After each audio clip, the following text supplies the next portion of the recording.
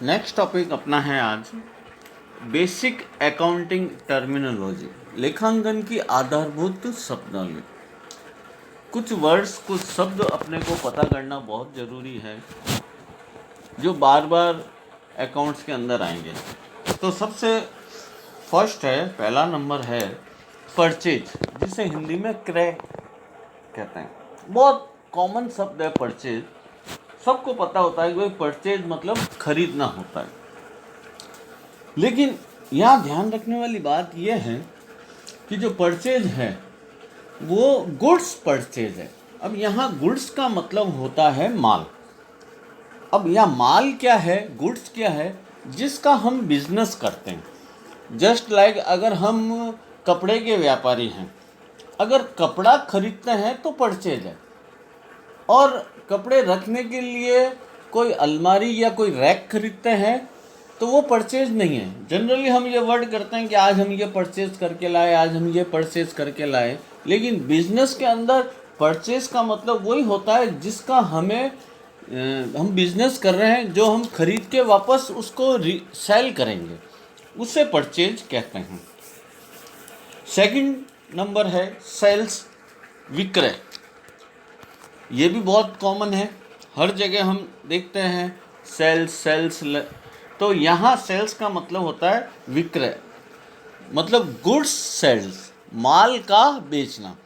जिस तरह परचेज में माल खरीदना को हम परचेज कहेंगे, अगर हम मशीनरी खरीदेंगे तो परचेज नहीं होगा। उसी तरह बिजनेस के अंदर जिसका हम बिजनेस कर रहे हैं, जैसे मैंने एग्जांपल अभी दिया था आप लोगों को कि हम कपड़े के अगर बिजनेस कर रहे हैं तो कपड़ा बेचेंगे तो वो सेल्स होगी। अगर आपकी शॉप पे या आपके फैक्ट्री के अंदर कुछ अगर आपने अनयूजेज मटेरियल बेच दिया है तो वो सेल्स नहीं होगी। सेल्स क्या होगी, जिसका हम बिजनेस करते हैं वही सेल्स बोला जाएगा। नेक्स्ट है, third point is purchase return, क्रय वापसी। नाम से पता चल रहा है कि कई बार किसी कारणवश कस्टमर को वो क्वालिटी नहीं मिल पाती, या वो कंफ्यूज हो जाता है ये खरीदें या खरीद तो लेता है लेकिन उसको वो घर जाने के बाद पसंद नहीं आता है। कोई भी कारण हो सकता है पसंद नहीं आने का। हो सकता है कि उसको क्वालिटी पसंद नहीं आई हो सकता है उसको कलर पसंद नहीं आया हो सकता है कि कुछ मिस्टेक रह गई हो, कोई भी कारण हो सकता है, या उसका मूड बदल गया हो। तो वो वापस क्या करता है, अपन क्या करते हैं, खरीदा हुआ माल जो है वो वापस बेचते हैं। परचेज रिटर्न और सेल्स रिटर्न एक साथ ही बता रहा हूँ। परचेज रिटर्न को क्रय वापसी, सेल्स रिटर्न को विक्रय वापसी बोलते हैं। मतलब खरीदा हुआ माल वापस दे देना परचेज रिटर्न है, और बेचा हुआ माल वापस आ जाना वो सेल्स रिटर्न है। नेक्स्ट है कैपिटल, पूंजी। जब हम बिजनेस स्टार्ट करते हैं तो उस समय जो भी एसेट्स बिजनेस के अंदर लेकर आते हैं, या हम अगर बात करें कि बिजनेस के अंदर जो एसेट्स लगाते हैं वो कैपिटल है।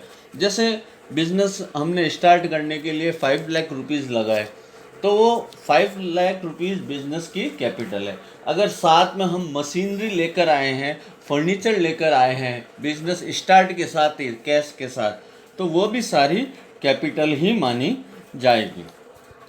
और नेक्स्ट अपना है ड्राइंग। यहाँ ड्राइंग का मतलब है आहरण। आहरण का मतलब बहुत सिंपल सा है कि बिजनेस के अंदर हम अपने विड्रॉ करते हैं, जो पैसा निकालते हैं, किस यूज़ के लिए, अपने पर्सनल यूज़ के लिए। अगर पर्सनल यूज़ के लिए अगर हम बिजनेस की कोई भी एसेट्स लेते हैं तो उसे ड्राइंग कहते हैं। अब हम बात करते हैं एसेट्स की।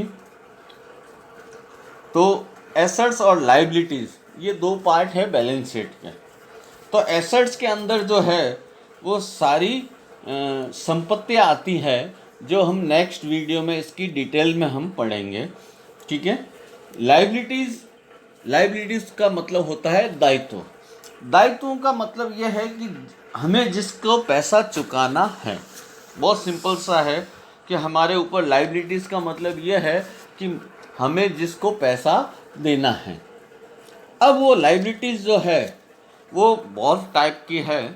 सबसे पहले है एक्सटर्नल लाइबिलिटीज़, बाहरी दायित्व, जैसे creditors, bills payable, outstanding expenses, ये सारे एक्सटर्नल लाइबिलिटीज़ हैं। इंटरनल लाइबिलिटीज़ मतलब capital, preference share capital, dividend देना, ये इंटरनल लाइबिलिटीज़ है। उसके बाद है शॉर्ट टर्म लाइबिलिटीज़।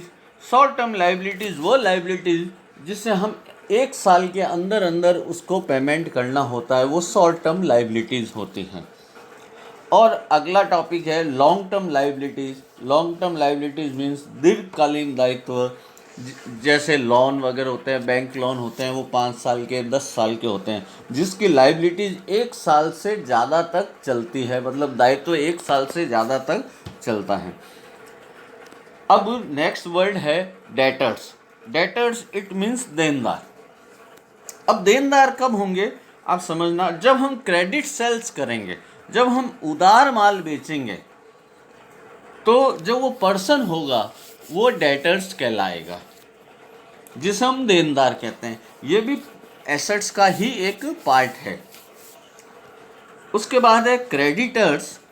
क्रेडिटर्स मतलब लेनदार, नाम से ही पता चल रहा है, लेनदार जो अपन से पैसा मांगता है, जो लेगा। ये कब होगा, जब हम उधार खरीदेंगे। क्रेडिट सेल्स मतलब debtors, credit purchase it means creditors.